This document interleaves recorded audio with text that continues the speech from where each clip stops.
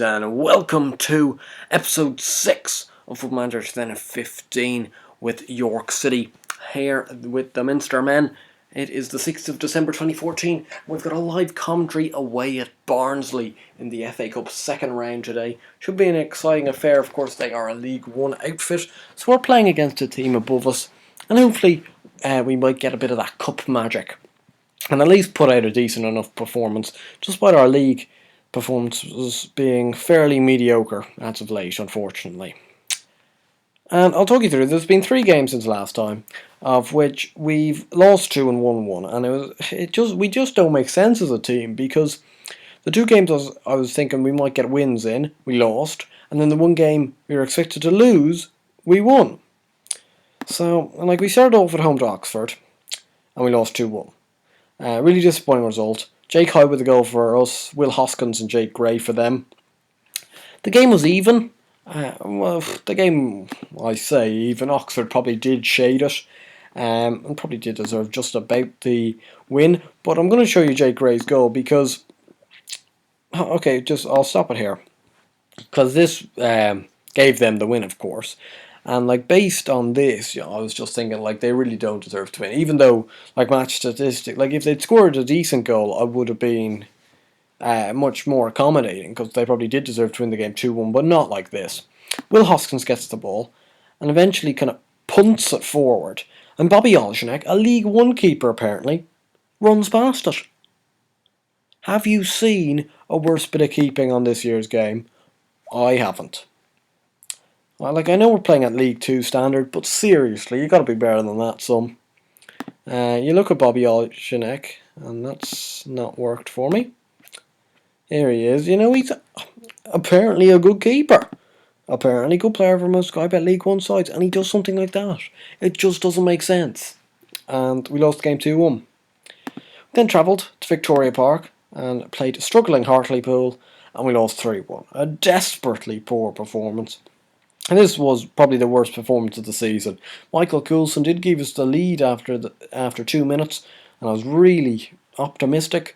But then Jonathan Franks of the brace and Marlon Harewood in the 31st minute gave them a 3-1 win. And as you can see, they dominated us. We were so poor in this game, it wasn't funny. We were just so bad. And we really paid the price for it. Jonathan Franks scored a niche little brace, and Marlon Harewood even scored. We deservingly lost away at Hartlepool, which was terrible, because Hartlepool are well down there and will remain to be well down there, I would have thought. Then we travelled, though, to Home Park to play Plymouth, and we won the game 3-2. Doesn't make any sense, because Plymouth are quite good, even though they've been a little bit underperforming this year in the league, as I'll show you in a minute or two. But in this game we were actually 3-0 up, but they got it back to 3-2, including an 89th minute second goal, which really made that last 3 or 4 minutes a lot more nervy than it needed to be.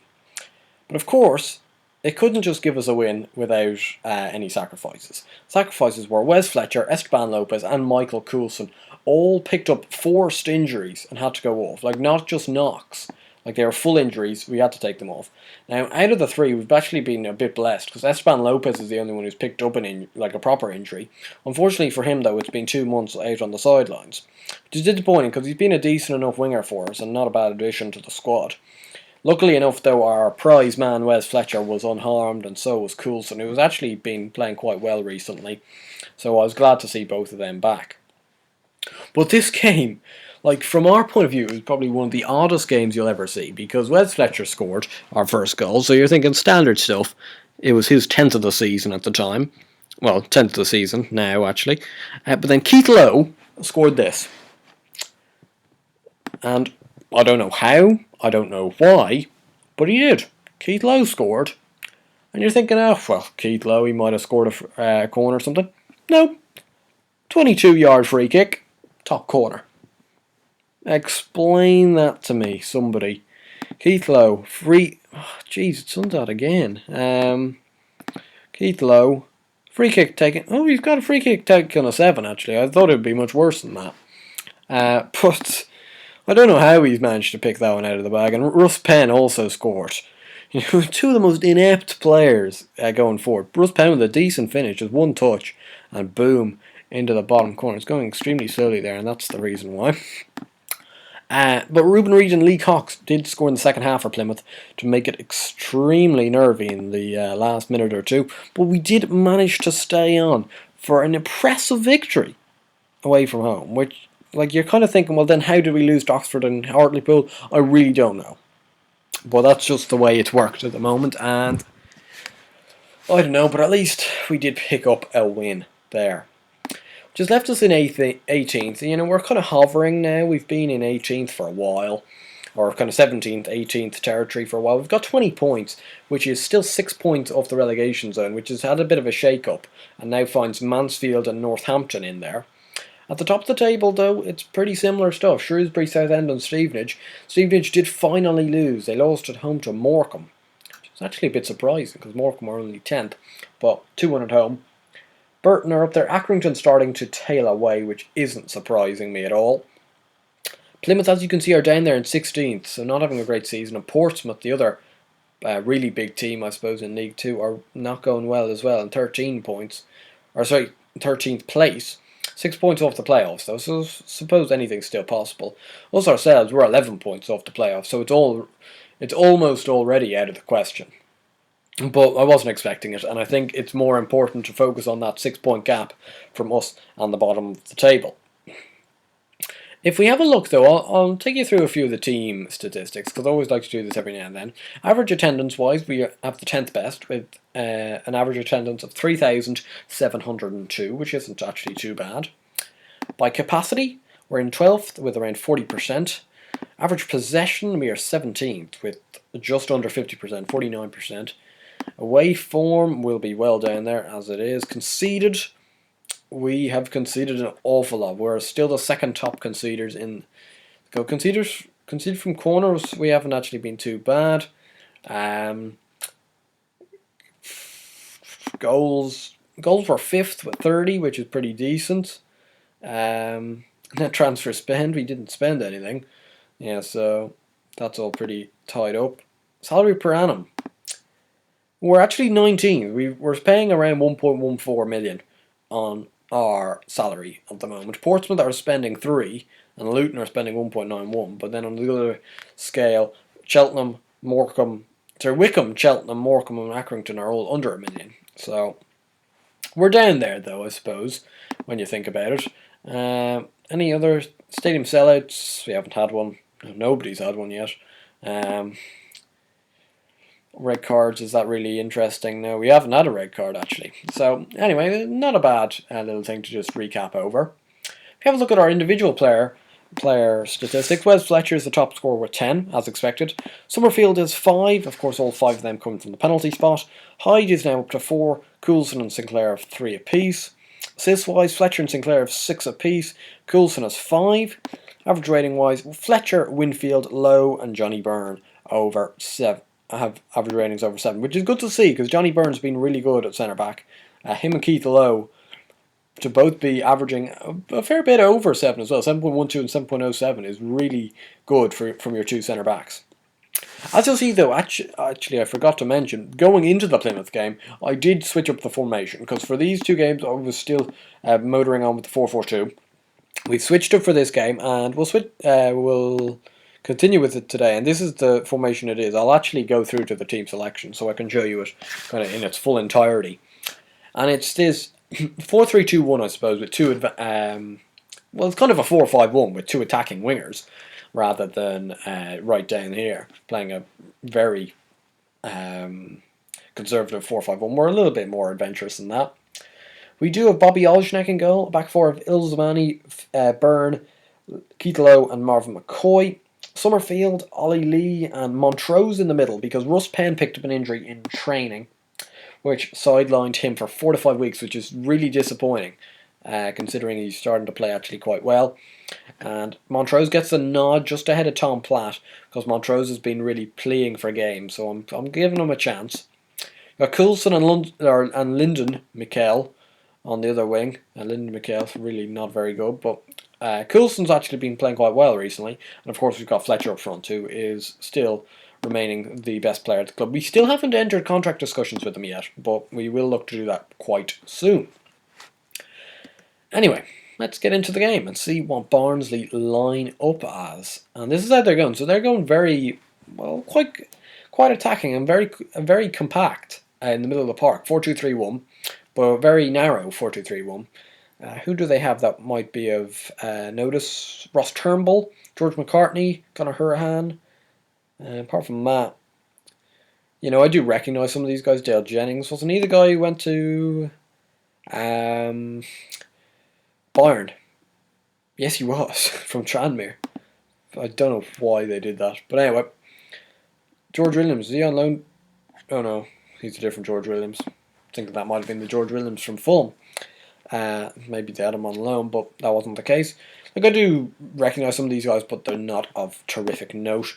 We'll get those individual player instructions put on, and I suppose we should tell them calmly, just enjoy the occasion here at Oakwell. We're playing in front of hopefully a decent enough crowd, a bigger crowd than I suspect will have played in front of all season, considering we haven't made the trip to Fratton Park yet or to Kenilworth Road, who are probably renowned to have had the two best attendances, or average attendances. So this is our first trip to a really big ground all season. And Montrose is in there. Lukey Summerfield!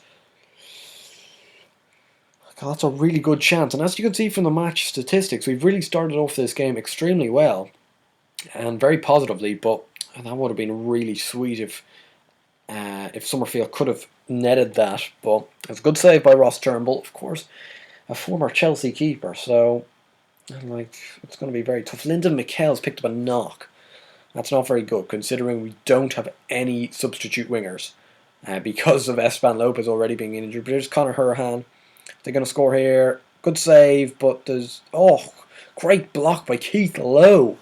Good man, Keith the Beast Lowe. With a great block on the line, keeping this tie at 0-0. As you can see, they're really growing into this game now, which is concerning me. Bobby! Fuck's sake. Fuck off, Bobby Ojnik. He's meant to be our best player. He is, on paper, and through star ratings, our best player at the club. And yet he does this. And he's you've seen it with the goal against Oxford earlier. It's not the first time. Holy shit. And when you're in a tough game as this is, and Luke Summerfield's now picked up a knock, you're taking the piss out of me now. Let's see if we can do anything.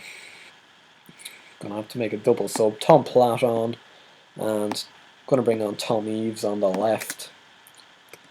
So we've had to make 2 in 4 subs already after 30 minutes. Plus we've had a goalkeeping howler. This game couldn't have gone from... Oh, Jesus.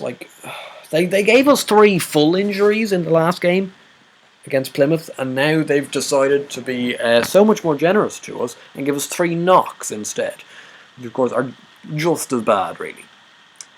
Anyway, it's on added time, and obviously they're now going to score a second goal because that's just the way this game is going to go today. Lewis Montrose has ran past that, and Hemmings has scored. Bobby Ojnik gets beaten at his front post. What a fucking surprise. We'll be disappointed. Somehow it found its way in. I'm at a loss of how that's found its way in. And we're just shooting ourselves in the foot here. The game, firstly the game is shooting ourselves in the foot, but also with the injuries, but that goalkeeping performance, what the hell? He's putting his foot at it. Would you dive at the ball, you clown? Nia Tanga, oh god, this could become pretty embarrassing if you're asking me. Jesus, this could become extremely embarrassing. Kane Hemmings, back to Scowen, Ollie Lee as well. Tom Platt takes it down.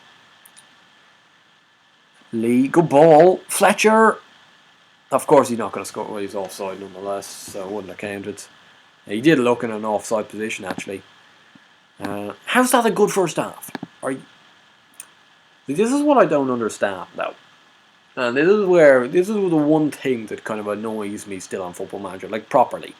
is that Bobby Olejnik has a 6.7 average rating, which is the top average rating, alongside Tom Eaves, in the whole team.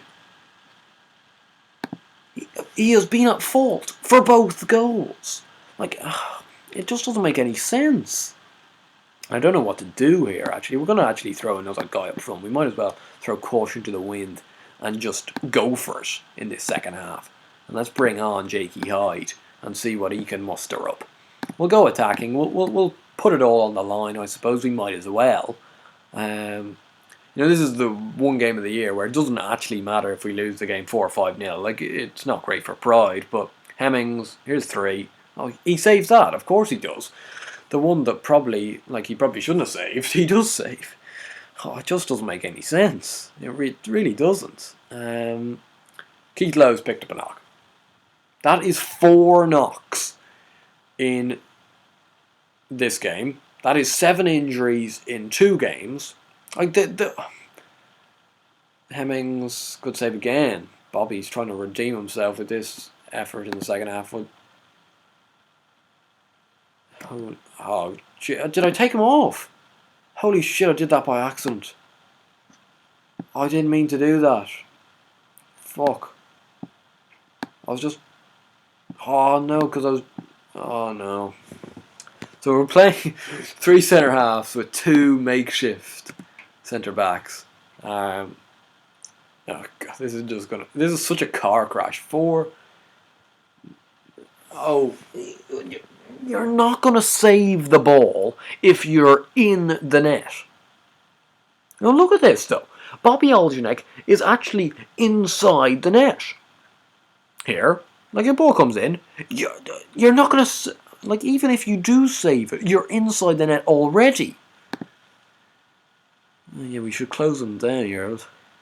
You're a bit too quick with that judgment, assistant manager. Jeez. It hasn't exactly been a great day out in Barnsley, has it?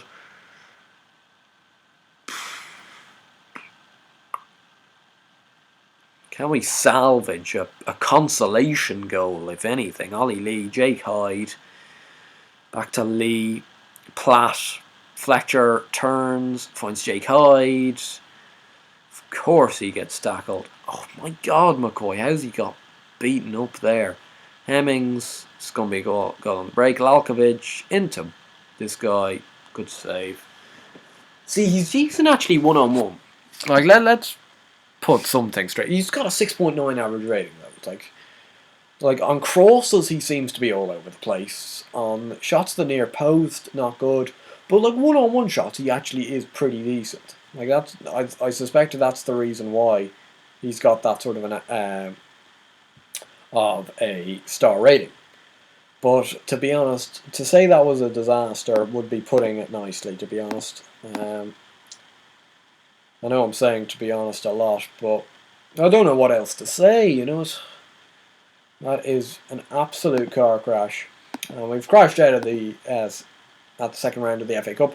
We've got Luke Summerfield, possibly one of our best players, out for 3 to 4 weeks. So he's out for a month, around Christmas, which is the busiest time. And Keith Lowe's out for 2 weeks, so he's going to miss a game or 2 himself. That couldn't have gone actually worse. It really couldn't. Anyway, next live commentary will be away at Wigan. Away at Wickham, I meant. Which is on the 10th of January. So we've actually got a fair game. We've got 5 games in between then and now. To be honest, I'm not even going to bother predicting, because based on our current performances, we could win all 5, we could lose all 5, or we could do a bit of both, as it's been shown. Like, we don't seem to draw games, do we? We've drawn 1 game. No, sorry, 2 games in the whole season, and actually both of them were live commentaries, which is a bit interesting. But we're going to have to salvage something in the next month with, like, we've already got a paper-thin squad, and then you add this injury list to it. Liam Agnew, Esteban Lopez, Russ Penn, Luke Summerfield, and Keith Lowe. And it's not just your bog-standard injuries. Like, these are 4 or 5 of our best players, and all of them are out injured. A little bit of an update on Josh Carson is back just now. He's a tired man. and I won't be throwing him in just yet. But I'm actually going to put him up to the senior squad right now, so I don't forget about him again. Because sometimes you just forget about him, that he's there. But I'm really eager to see what he can muster up when he gets into the team. Hopefully he can really add a little bit of something extra on that left-hand flank. Anyway, I hope you guys did enjoy this video, despite there being a mini rant in the middle of it about injuries. But injuries seem to be hurting me a lot at the moment. 7 injuries in 2 games. Anyway, if you guys enjoyed this video, please do give it a like and subscribe to the channel for more content. I'll see you guys later.